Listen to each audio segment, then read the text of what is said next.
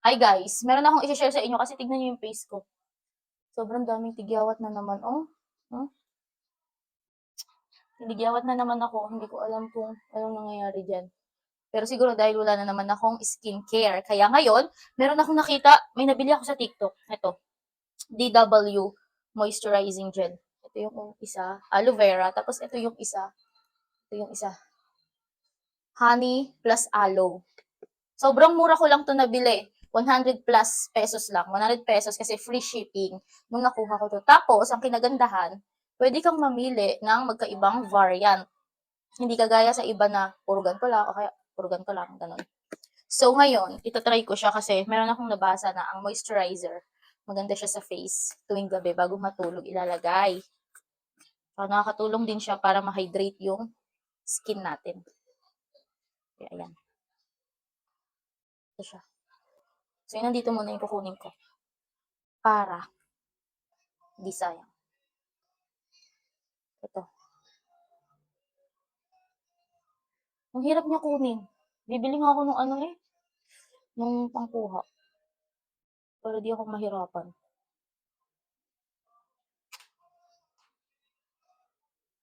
Ipapakita ko sa inyo yung magiging improvement nito sa skin ko. Kasi, ayan o, unang beses. Tignan nyo naman.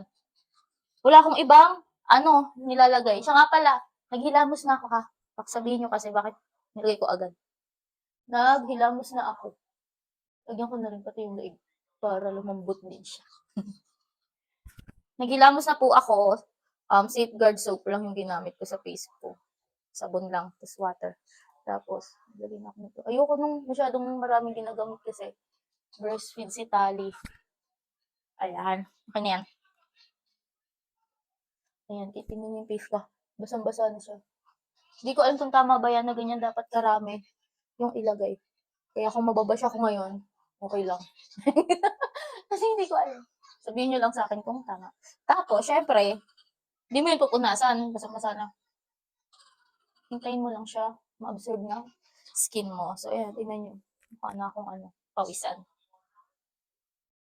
Sobrang dami ko. Tigyawat. Sana mawala na yan. Sobrang dami.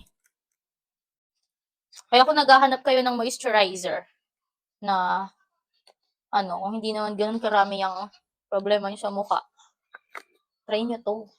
DW Moisturizing Gel. Sobrang mura lang nito.